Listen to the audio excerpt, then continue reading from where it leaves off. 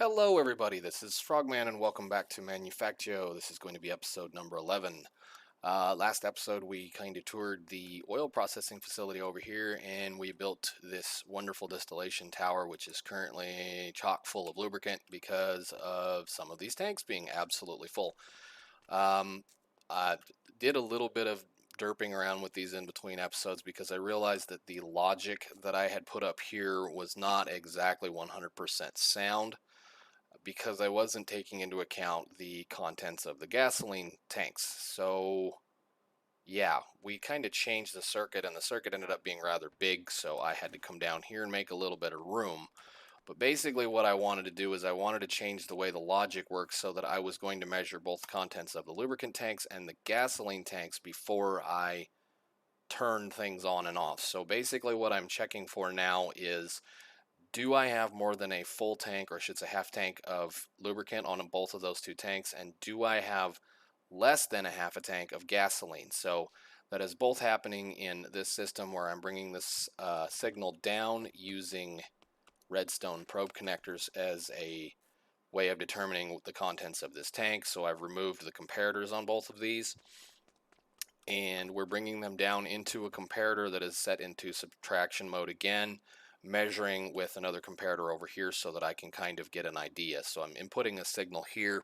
I forget, it's like we had it said before, it was like 8, and then when this is more than a signal of 7 or something like that. However, it doesn't really matter. Basically what we're doing is I'm taking a signal and inputting it into an AND gate so that when both of these tanks are full, I'm not allowed to run the system. If either one of these two tanks are under half empty, so that will allow me to run. Basically what happens is with an AND gate, I need to have signals on both sides in order to shut it off, which is what we're doing right now. Basically it's setting a signal into this this comparator here, that I'm not allowing the system to run because I have a signal right here. So if I were to break that, now I don't have a signal on this side, so that means this system is allowed to run based on the signal coming in from over there. So we can put that back down.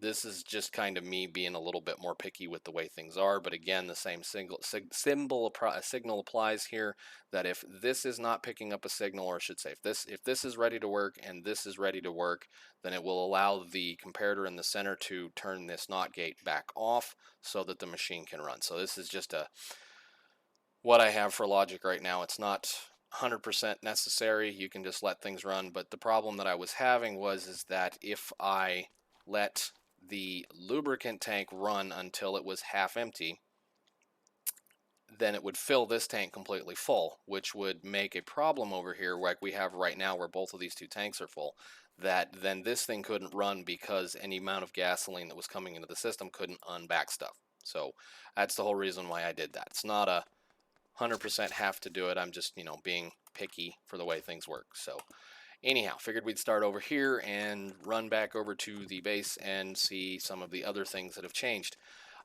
In between episodes, I have built and done quite a bit more redstoning over here. A crushing facility, or at least the beginnings of a crushing facility. I have six immersive engineering crushers built in this little section of the base right here. Took some of the bitumen that we had from the distillation tower and made some concrete, just because I like the way this concrete looks over that texture. It just looks a little better. So these guys are set up in a way so that I cannot backstuff them. So basically what I'm doing here is I'm taking the outputs of these silos and putting them into droppers, which right now they're shut off so that we can kind of talk to each other.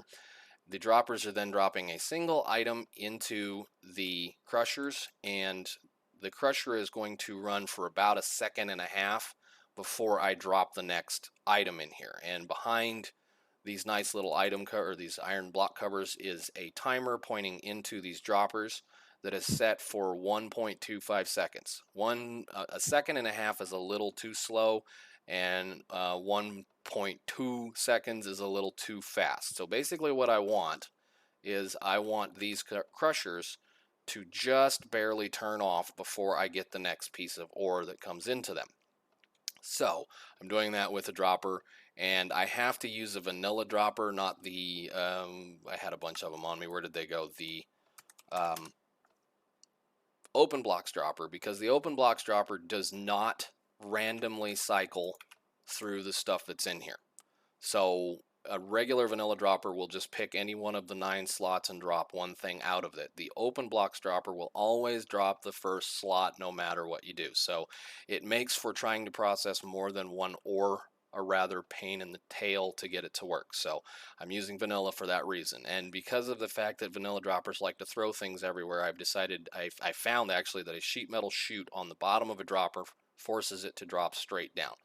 So the beginning of the process, and before we turn this mess on, is that I need to be able to kind of somewhat control how we keep stock. So I did build on top of the smelting facility, or the building here, a bunch of silos to contain pulverized ores. And on the bottoms of all of these silos, I have some redstone probe connectors, and we're using the colored channels this time so that we can tell the difference between what we need to do. If you're going to do this, you have to remember a couple of things. And the couple of things is, for one, I don't have my wrench on me. Let me get my hammer. There we go. For one, that this is also a connector, so that means I cannot use a white situation on the bottom of one of these, because it will input a signal that it can then read as an output, so it will turn the output on the bottom of these silos on if you connect it up to the system. So I'm using white as relays, so any white connector is basically going to be a relay, just for the fact that I don't want to accidentally turn things on with these. So if you want to know how to change this, basically what you do is you just right click on it or shift right click on it, and it will change the sending and receiving channels. Anyhow, this is basically a comparator. So I'm taking a signal out of the bottom of this silo that is telling me how full that silo is, running it through some connectors, and I have to finish building the building over this. I just kind of wanted to get an episode out before I got too in depth with it. And I missed. That's fine. That signal comes over through this wire down through into the floor over here, where we have a lot more redstone signal, or redstone circuits. This is a mess currently, but it at least is working the way that I want it to. So basically, because of the fact that, I want to be able to control all this stuff, or at least I want to be able to control the amount, hello game, of stuff that I have in those silos, I have to come up with some kind of a measurement. So what I'm doing again here is I'm using a basic bin with 45 items in it into a comparator. Now this should be outputting around I think it's a 9 or a 10 on the line. And that should say that somewhere in the neighborhood I should be keeping those silos about 2/3 full, right around in that area. So I'm using the red alloy wire all the way down just to save on comparators and basic bins, because the red alloy wire will output a signal all the way across it, no matter what it is, of whatever it's put into it. So that means I have a signal level of 10 all the way across all of these guys. Again, we're kind of using this a little different because I actually want to subtract the value of the silo from a constant. So basically what that means is as this number grows larger and larger and larger, eventually the signal in here is going to be less than this signal, which will shut this repeater off, which is where we are right now. So the iron and copper are both full right now. So we've got a signal of 11 on both of these, and that one's actually got a signal of 12 because it overran a little bit, but that's part of the planning for the way this works.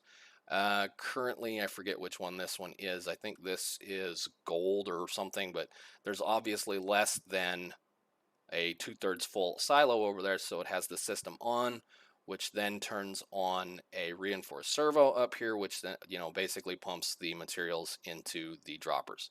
I have all of these reinforced servos set to round robin and 6, so it can only output 6 on into this pipe. That allows for a little bit of leeway to the dropper up there, so that if I have more than one ore that needs to be processed, like right now I think we have 1, 2, 3, 4, or 3 or 4 of them in here.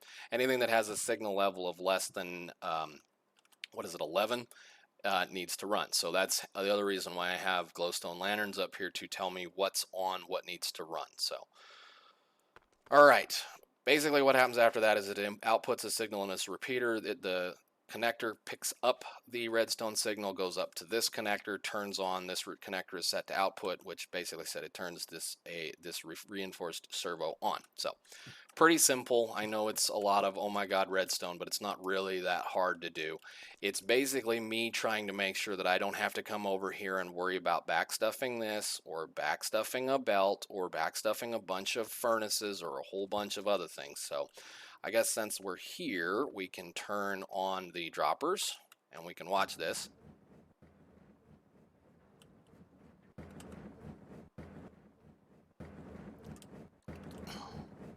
You can see how they just barely turn off.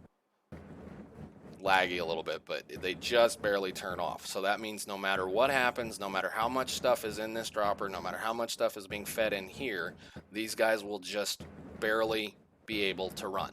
So like right now, if I shut them all off, they stop. So they're not backstuffed. There's not a trillion items in one of these crushers, which is something that you can do. They have a massive input inventory. I think you could probably maybe dump that entire silo into this thing and it would still just take items, which is a good and a bad thing. I mean, that means I can just stick a silo on the top of one of these and it can just continuously run. But maybe I don't want to do that. Maybe I want to run something else other than ores through it, like, I don't know, slag to make sand and make gunpowder or something else. Maybe I don't want these things to sit here and constantly run. So I'm controlling that. Makes it kind of a nice little beat too. But anyhow, let us go to the next section that has changed. Because of the fact that I can automate this system now to where it basically manages itself, we can do the same thing with the ingot storage and several other things.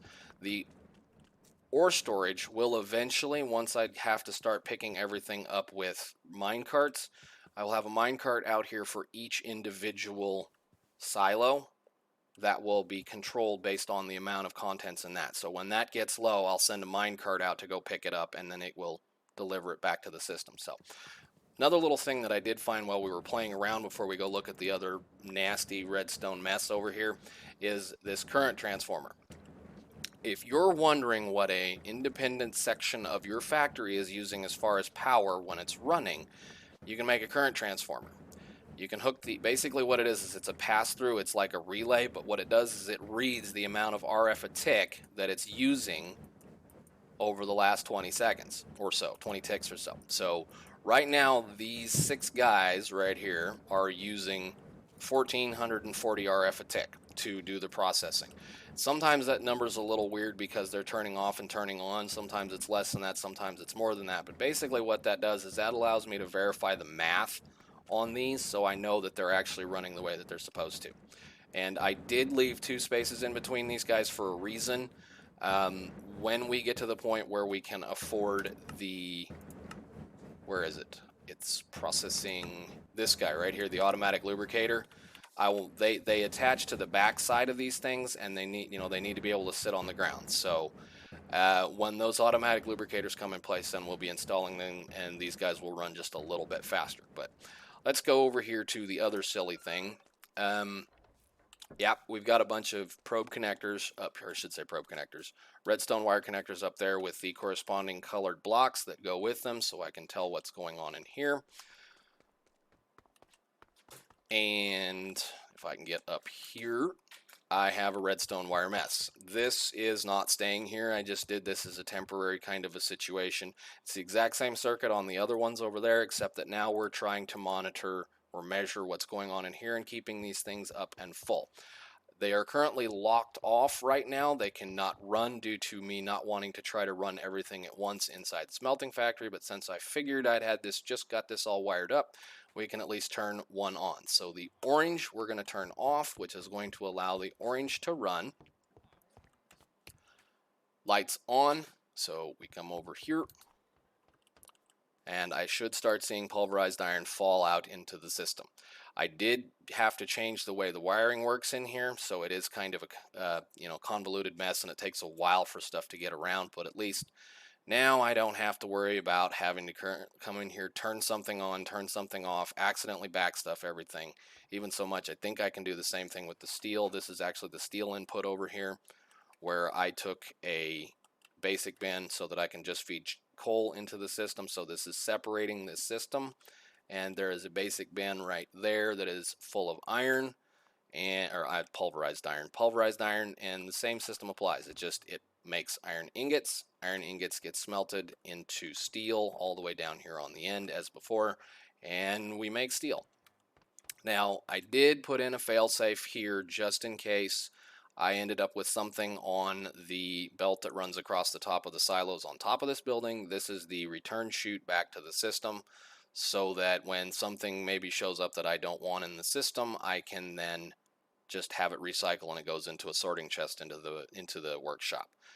All right, now theoretically everything in here should be running. It's going to take it a while to populate all of these furnaces, but this will only overrun a maximum of, like, what is it, 30 some odd stacks, and I can probably, for that matter, make the difference on this basic bin over here that is measuring everything. I can make this number, I think, a little smaller so that I can store a little bit more items. But basically this should hold right around 32,000 items before it shuts off. That number is configurable. It's just basically made on how often you have a problem with what your problem is with being able to lag. So in this area here, these guys may overrun about, say, the max amount of stacks that go into the furnaces in here. And yeah, don't use the elevator. This system on top will overrun the max amount that can be, which is 9 stacks times 6. So I can overrun this a little bit. Well, 9 stacks times 6 times 2, but whatever. I can overrun this a little bit. That's why I don't want to set it as a max amount. I want to say about 2/3 full, so that when it runs, it will stop once it gets to 2/3 full, and then probably overrun to where it's 3/4 full, which is fine with me. As long as I have a little bit of a buffer room, when I'm trying to process lots of different things, it'll just take care of itself, and I shouldn't have to worry about backstuffing anything. But anyhow, this guy's being weird. I had to set it to whitelist just the crusher sounds, because the clocks, for some odd reason, the timers will still tick, and you can kind of still hear them if I shut the system off. So anyhow, I think that's enough craziness. At least it's quiet over here. The big problem now is I built all this mess up here because I didn't have any room elsewhere. I am planning on having to build a floor up here so that I can put some more plate presses or gear presses or whatever on top of this area. So now we're coming up against a problem. We're coming up against a problem that is, the space that I have built for other things is now needed for something like this. The intention for the basement down here was to do all of the redstoning in it, or at least the majority of the redstoning for this area. That means that all of this stuff needs to go away. All of it. So that means I need to start thinking about other parts of the factory. So the project needs to be, I need to go ahead and get the circuit factory built here, and then I need to start building the component factory, which is going to live right in this area, and it's going to have to be gigantic and ginormous and huge and all that stuff, because I need everything out of that floor so that I can basically move a bunch of redstone out of that building so that I can put more plate presses in that building. So it's kind of back into this 6 to 1, half dozen the other messed up things. So in the near and next future, probably episode or 2, we will be finishing the circuit factory over here. I will start laying out the sciences. All of the sciences will be over here. So basically we're just going to have a science building over here. There's going to have an assembler that will make the science, and then the lab that will make the research. So that's all that's going to happen in here. So all 6 of the, I think it's 6, right? 6, 1, 2, 3, 4, 5, 6, 7, and then this one. These are the ones I'm going to be concentrating on right now. All 6 of those are either going to fit right in this general area, or we will back it up and they will run across the back of the greenhouse. Now, I am kind of thinking that this corner, this portion of the world right here is going to be where we're going to do space, because you have to have all of the equipment that is required to make a rocket work eventually. So that's coming up. This, it just depends on how big the component factory ends up being, because I'm going to have to do all of the stuff that is required to make all of this. So we'll have to do the gears. This one is the only one that's not going to be necessary. In the component factory, we're going to be making inserters and conveyor belts. We're going to be making the motors and the package power drills. This one we're going to be making. Concrete is actually going to be probably down on the end. I don't know yet. But yes, pistol magazines, frag grenades. All of this is going to have to be made except for the blue circuits and the purple. All of this stuff right here is going to have to be made over here as well. So anything that comes into any kind of this stuff. So the electric engines, for that matter, I need to be able to make motors.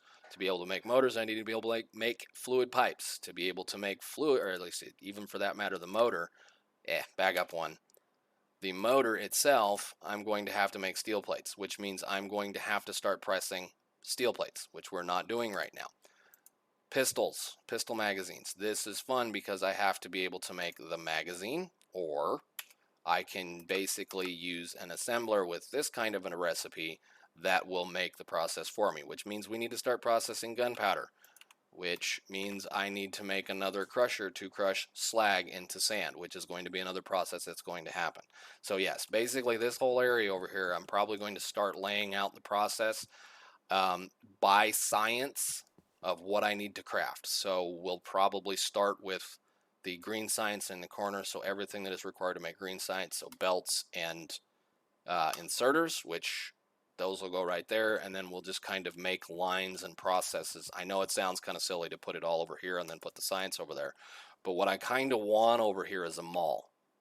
I kind of want to be able to walk into this area and say I need X amount of, well, that's a poor one. Say I want X amount of package power drills so that I can go place a bunch of drills in the world, or I want a bunch of electric engines so that I can build a bunch of pollution pumps, or maybe I need to be able to make a whole bunch more reinforced blast bricks so I can make more furnaces. That's what's going to happen over here. Now, the other thing is in between episodes, I did open and research the powered furnace because I didn't feel like going to the nether because I needed nether quartz.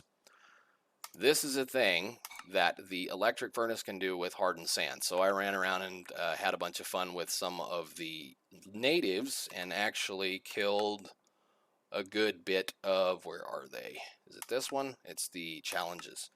So I've killed a few bugs, not a whole lot. It was kind of during the day. So anyhow, the other thing, I guess, before we decide to end this episode is that I handed in some challenge quests the last time. Now, I know that I can do some more challenge quests, so let's see what we can do today. I should be able to hand in the basic control circuits, so that's just 1,000 basic control circuits. So we'll clear out our inventory and go punch this chest over here until I have 1,000 in my inventory. That should be plenty. And then we'll run back over to that corner where we did the last one, because I'm going to do that over here. And then we can also look at another project that we just did.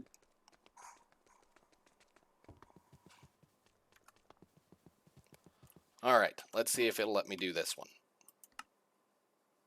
Cool. So that should be 500 redstone ore, 1,500 iron ore, 2,250 copper ore, and 3 diamond ore. So if I look at that here again, very cool. Awesome, awesome. Let's see the diamonds. Cool. All right. This is going to be the chunk where I'm going to hand those in because I don't think there's going to be a whole lot going on back here. This is going to be where we're going to craft. I built a cobblestone generator in between episodes because I needed some gravel for various things, and I still need to put a pump over here. But this is going to be the chunk where we're going to do cobblestone generation, smooth stone generation, hardened stone generation, and hardened stone brick generation is going to happen over here. So I'll have a couple of blast furnaces probably running off of charcoal that are going to be producing that for us over here. I think.